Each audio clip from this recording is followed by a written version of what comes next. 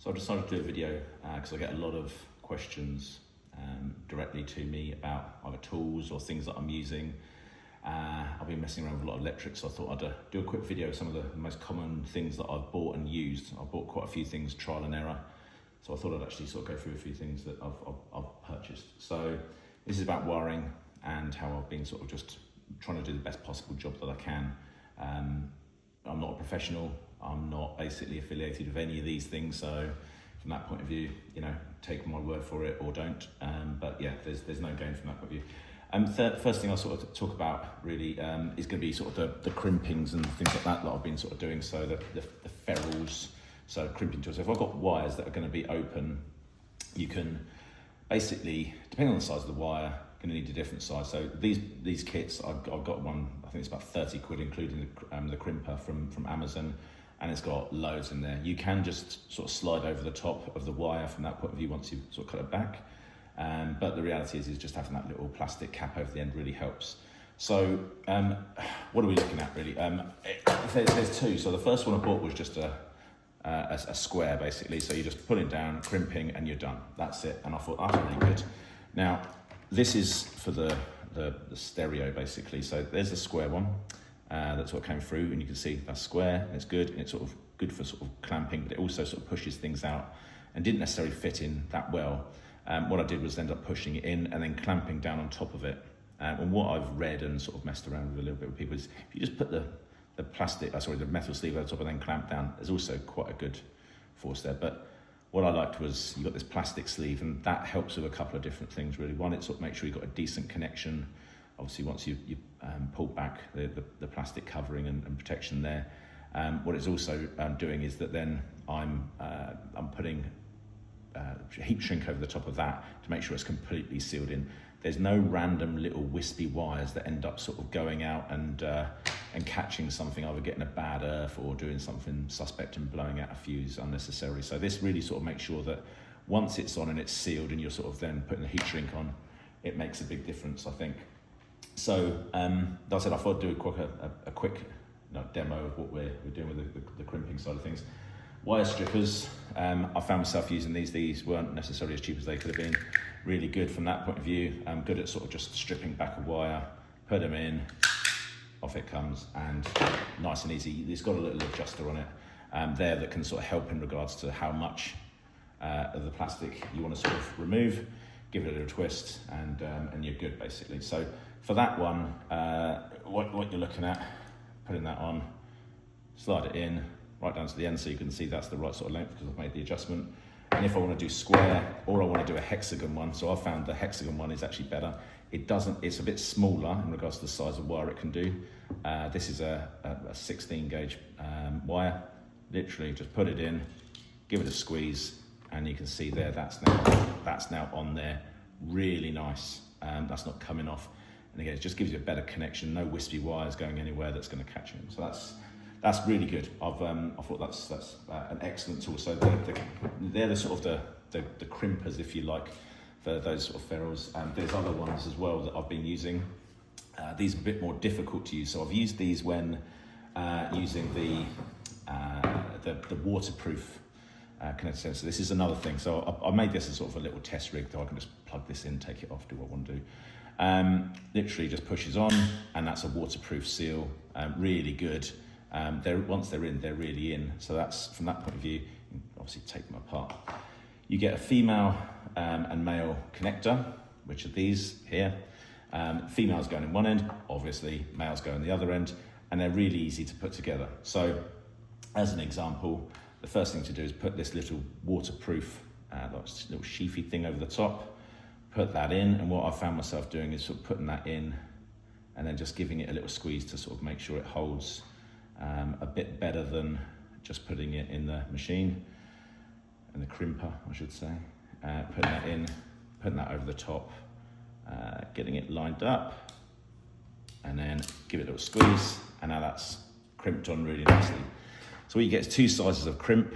You've got these two things. So the really tight one, which typically goes over the metal part, and then as you can see there, or hopefully you can see the blue poking through the yellow. That means that I've got it a bit bang on. So the larger size of it has basically caught the whole wire, so that's really on there. and then you've got a nice, good, healthy connection against the metal. So again, what happens with this, really straightforward. This pushes in, again, into here. It says really easily, with it being awkward, of course it would be. Might be because I've got this little plastic thing on the edge of it. Hold on a second. Let's just pull that off or up. Yeah, of course. I can do this in my sleep apart from when I can't. I'm making this look a lot harder than it is. Right, so that goes in there. That should just push in. Oh God, I might have to come back to this. I might have to take my word for it. There you go, it's in. You might hear a little click. There you go, and that's in there now. So what that's done, where I pulled it around in my panic to get this video done, that now snaps in there. So you've got the waterproof seal inside there. There's a waterproof seal around here. So now that's not coming out. It's just, you heard the click of it coming in, and then when that goes pushed together, and now you've got a really nice connector. These come in loads of different sizes. I've got singles up to 6. Again, did something with this with regards to things like the lights, just having that like nice connector where you know you might have to take something on or off at some stage. So that's those. Some of the other tools, so like I said, wire strippers, I really like these. The other ones I was using before, which are a bit overkill. I find I use these when I was sort of doing sort of household wire stripping and stuff like that, and just to be able to sort of give it a little twist and pull. These are great. Little snips. I got myself some more delicate cutters as well as some normal ones, and just having a little knife and stuff like that. So that's good. Other things that I've been doing. So this here. So just looking at these, I've found these to be an absolute genius invention. Whoever invented these, great idea. What they are, I'll get one of the large ones out for the camera. Is you put the wires together. So wind the wires together. Put this over the top or through the wire. And what happens is it's heat shrink here. This has got like a glue heat shrink, and then you've got solder in here that solders it together. So as a demonstration, another tool that I've got. Now I got this as a sort of mini hot air gun. Again, most of this stuff's just off Amazon, if I'm honest. It's nothing's too, they've all come through and they've been pretty good. There's been a bit of hit and miss. I'll touch on something in a second from that point of view. Found this really handy. It's pretty small, as you can see in my hand. It's got this little detachable like heat shield thing, which has been really good at making sure that when you put something in there, heat goes in, circulates around, and you end up in a much better situation. So if I turn it on, see here, and I've put together a wire, and I've pre-wound it in just for the sake of time. So I'll put that in there. You might be able to see, pretty warm in my hand. That'll start to, yep, that is warm. The red will start to shrink as much as everything else. So what I found myself doing is putting that on there. See that green one then starting to bite down. And this pretty much creates a dust-proof, waterproof seal. So if I stop now, they'd be pretty well connected. Again, just by leaving it there, you might be able to see that. You can see the solder is starting to come out. And that's pretty much done. That is job done that quickly. Now that wire, once that's cooled down a little bit, I don't know if you can see on the wire, there's probably a shiny bit. I think you can see the solder's just come out and it's held together. You can go overkill and make sure these are really good. And then again, I'm not going to pull it too hard, but it's still probably quite warm from that point of view. You can see probably easier now that as I pulled it, some of that solder starts to come away. So these wires are pretty much now sorted. Now, in case there's any issues, again, it helps because this red part here, that basically holds it together. It's sticking onto it. The heat shrink is holding it as well. And what I've been finding myself doing as well is going down the route of doing some heat shrink over the top of that. So I'm not going to use this one, but basically, you've seen heat shrink before. Put that over there, where it's all the way over, whatever, and then that basically makes sure that's super tight down onto it. So they are, if you're not very confident with soldering and making sure you get your flux rates right and things like that, I found these to be really good. I've had no issues with them so far. Any idiot can basically do it, quite frankly, if you've got the right tools. So that's another thing. Little box of these, I think they cost about 10 quid, something like that. Different sizes. On the front, it tells you, obviously color coded, what size wire for what size you want to do. Almost can't get it wrong, really. What else is there? So these little crimps that are there in regards to sort of just doing your, whatever they're called, the wire turners. So if I'm doing things like with this over here, so this is the crossover, or one of the crossovers to stereo. If I'm doing anything here, I've got like a little wire, you've got little screws that can go down. So rather than just trying to wrap a wire around and hope it's going to do that, what I found is just get this, or get something like that, put it in, and you could get like a proper crimper or something like that. No big whoop with these, I don't think. So all I've been doing is getting myself a pair of pliers. There you go, a pair of pliers. Just holding onto that and then just pull it down, give it a squeeze, and that's on then. So that's there, and again, that's going to give you a better connection when you then go to sort of put that on and make sure it's in. Again, no wispy wires accidentally touching anything, doing anything. So again, pack of these, nothing, 5-6 quid, no drama, and just, you know, it gives you a bit more professional feel to it. Again, with all of mine, I've been using heat shrink. So heat shrink everywhere. It is proper belt and braces, quite frankly, in regards to sort of overkilling everything. Because I don't know what I'm doing, I'm trying to make sure that everything I do is to the best possible standard. As an amateur, but I don't think many professionals will be using other stuff, quite frankly. They might be buying it in bigger bulk. I'm sure there's better tools out there, there's other things you can do. So this isn't an advert, right? I bought these, loads of different colours. So I've got big long strips of these, whatever I need to do. So these came through, these were quite cheap and they're fine. Got clear ones, black ones, yellow ones, whatever you want. And you can tell, yeah, they do the job. They shrink down really well. Now, again, not an advert, but this Wirefly ones, these are a bit more expensive, and I thought, okay, I'm using them quite a lot. Let's see if they're any better. I'll be honest here, they are. They're a lot more heavy duty. They seem to shrink down a lot more.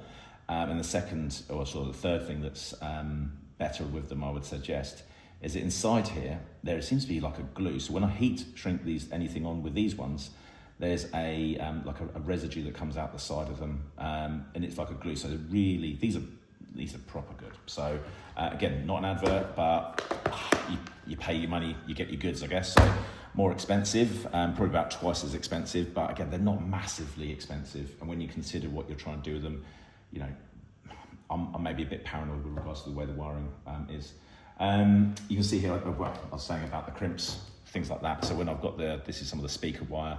So again, this will go into different areas. This goes into the amp this end, doing things like that. Other thing that I bought, which was really handy, really handy.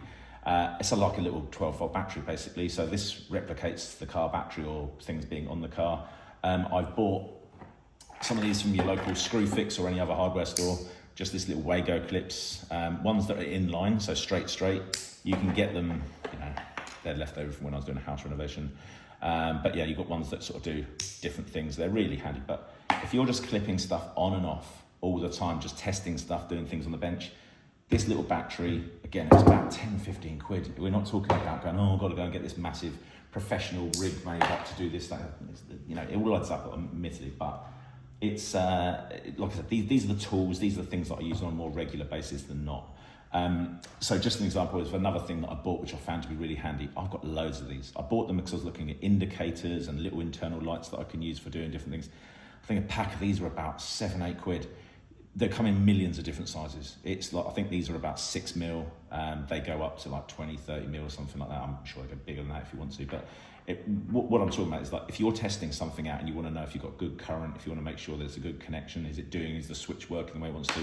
Simple thing of literally just whacking them into this, like I said, the little rig, but having these little lights are really good for just sort of figuring out, is it working before you go into the car. You see, not mega bright, they do the job of being a light, they're on, they're fine. And like I said, a combination of these little lights and this battery, when I'm sort of doing wire testing and making sure that little parts of the loom are working appropriately, invaluable, because otherwise, you know, when you're just trying to test things and make sure, well, you know, does it all work at the same time? What happens if I put different things on? So yeah, it's been really good. So again, that was, you know, not much money at all.